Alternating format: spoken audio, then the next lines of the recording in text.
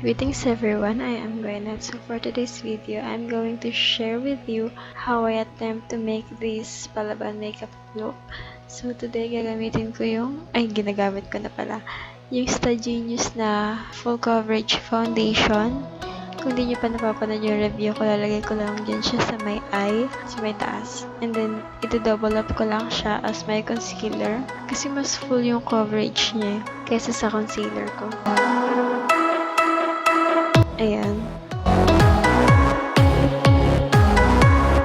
Next naman yung brows. Gamit ko pa rin yung silky brow liner, Advance.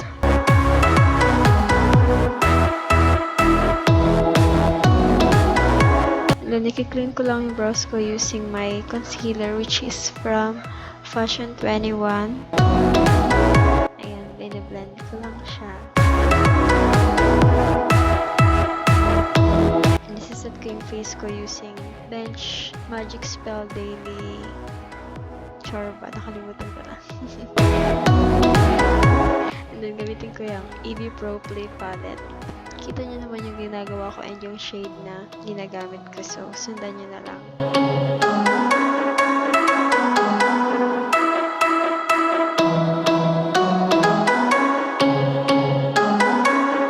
So, ginamit ko yung concealer para dyan sa eyelids ko, and then lalagyan ko kasi siya ng glitter para kumapit yung glitter and makita siya ng maayos.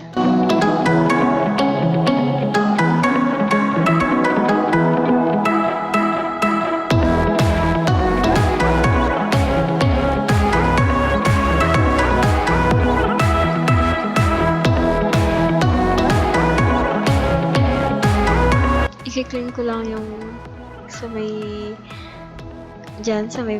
kita nyo naman eh.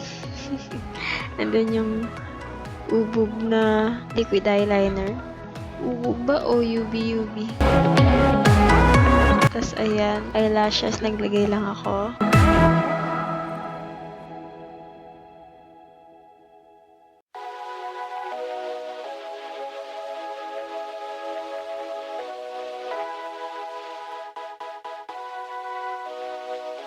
And then, inano ko yung face ko. Sinet ko siya kasi nag-oil up na ako. And then, nilagay ko yung shade na ginamit ko kanina sa under eye ko. Tsaka yung, naglagay ako ngayon ng eyeliner na brown lang. And then, yung EB Face Trio, ginamit ko lang yung tatlo na nandun para convenient. Isang palette na lang. And then, gamit ko yung EB Matte Two-Way Cake. And nilagay ko lang siya sa highlight ng aking face. Kasi nakalimutan kong ilagay kanina.